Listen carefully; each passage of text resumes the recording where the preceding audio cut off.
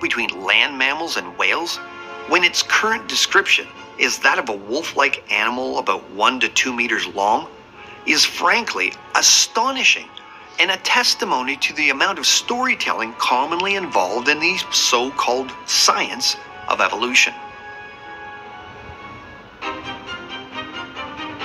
For over 100 years now, a variety of fossil skulls and bones described as missing links between various creatures have been displayed in museums and featured in textbooks in support of the story of evolution. And why are they referred to as missing links? Well, because evolutionists don't seem to find enough fossils to fill all of the spaces in between the various kinds of creatures we know about, i.e., they're missing. Charles Darwin himself considered the weakest link in his entire naturalistic hypothesis to be the lack of fossil evidence for these missing intermediate links, a problem which has never been overcome. Darwin asked a question, then made an admission and a statement, all in one quote, that perfectly sums up the problem. Why then is not every geological formation and every stratum full of such intermediate links? Geology assuredly does not reveal any such finely graduated organic chain, and this, perhaps, is the most obvious and serious objection which can be urged against the theory. Unfortunately for evolutionists, more than 150 years later, they only have a few handfuls of highly disputed, even among their own evolutionary community, transitional forms to point to. So what might then be put out there front and center as solid evidence of a transitional fossil candidate these days? Well, many evolutionists will claim it's been indisputably proven that whales evolved from land animals, and this whole idea came originally from a specimen dubbed Pachycetus, meaning whale of Pakistan. Every second, our heart expands and contracts to pump blood throughout the body. Pachycetus, meaning whale of Pakistan. Now, if a teacher randomly threw the name Pachycetus at a student who didn't know about it and asked them to do a report on what it is, the average high schooler would likely hop online and look up some of the top results to prepare their work.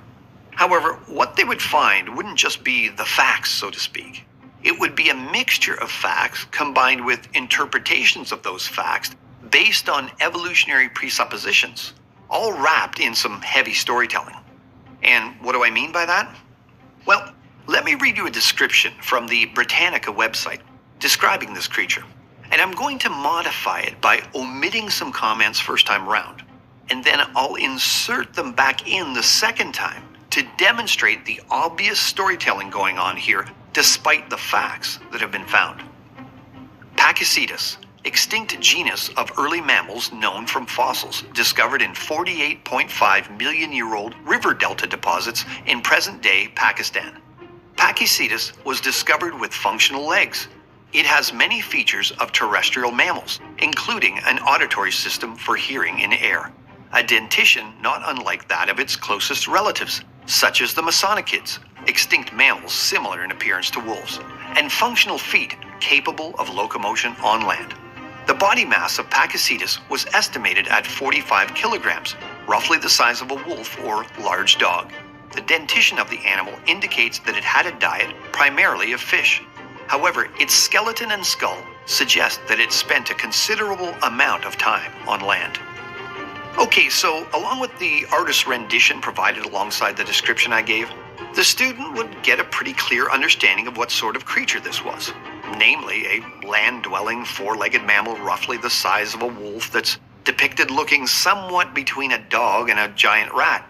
Nowhere in the description would the idea of a whale pop into your mind based on the facts presented.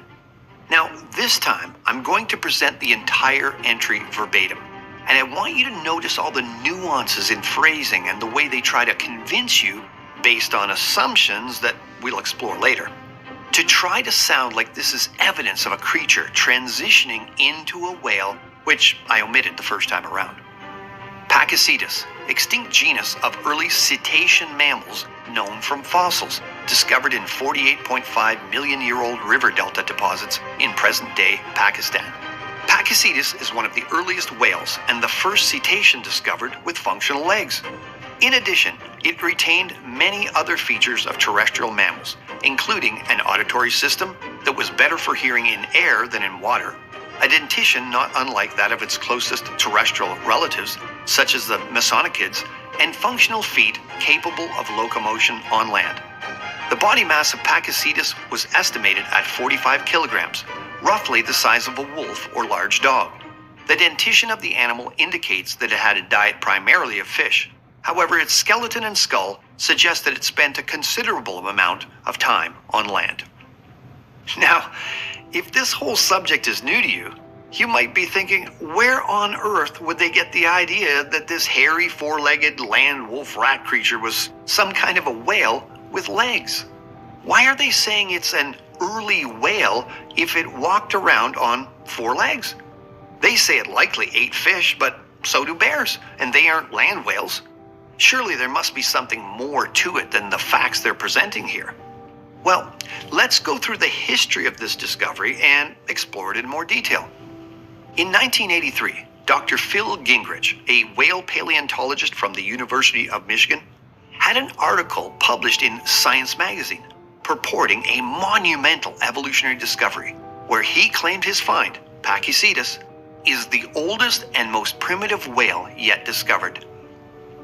It is an important transitional form, linking Paleocene carnivorous land mammals and later, more advanced marine whales. Supposedly based on the fossil evidence he'd found, the magazine cover featured a rather goofy-looking drawing depicting a half-land, half-sea creature diving into the water to hunt fish. And yet, how much physical evidence had he collected that would inspire such a depiction? Well, the only bits of bone he'd then collected were a few pieces of the skull. He had absolutely no fossil evidence below the head. Now, think about this. If the drawing was supposedly based on the facts he'd had at the time, how could he possibly know what the diet of the creature supposedly was? Or how to get an artist, if you could call them that, to draw the entire creature, complete with front legs and flipper-like feet? And yet, despite not having close to a complete skeleton of the creature, a full 11 years later, Gingrich was still so taken with his own imagination that he was still declaring, in time and in its morphology, Pakicetus is perfectly intermediate, a missing link between earlier land mammals and later full-fledged whales. Now, remember, there was nothing in the bits of skull he'd found that would definitively indicate this creature operated in water.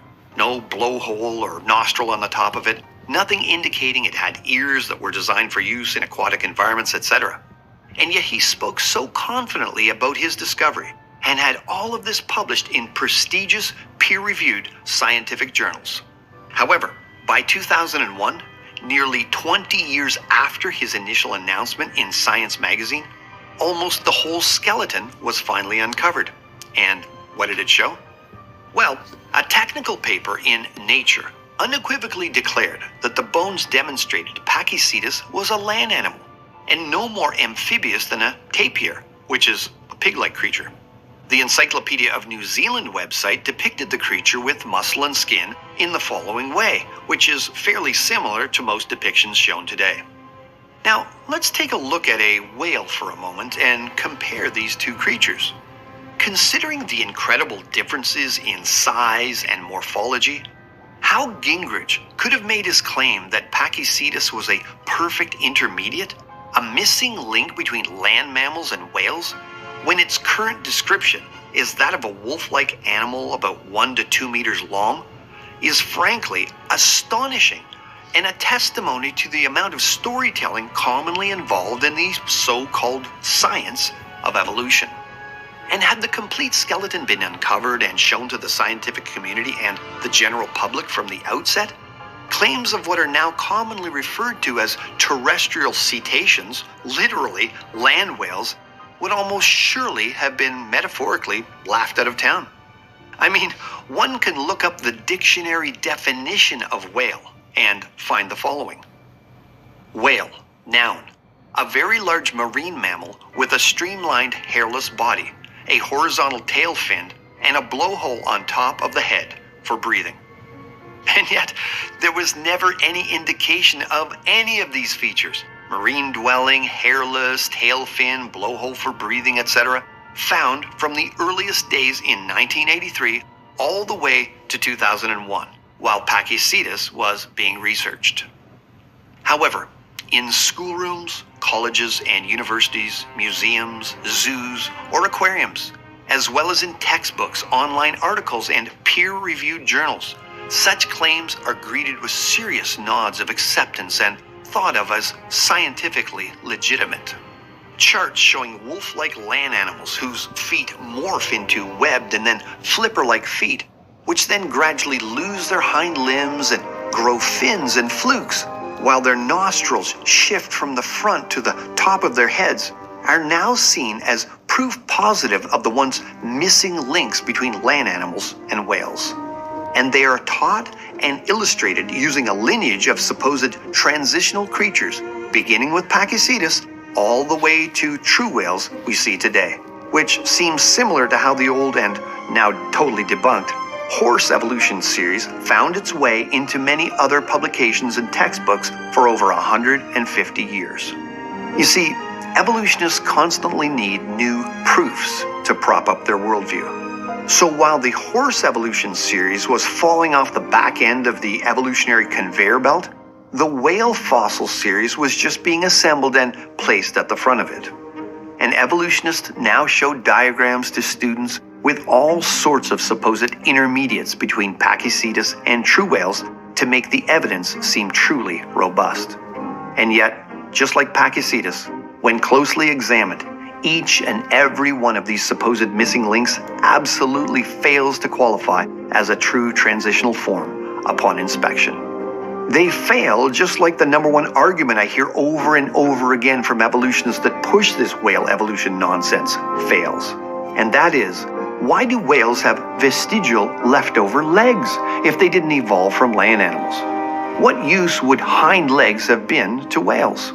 Well, while it's true that modern whales are often described in evolutionary textbooks as having vestigial hip bones, which they say used to anchor legs, and this is often touted as proof of the whale evolution series, they've never found actual legs in whales of any kind, vestigial or otherwise.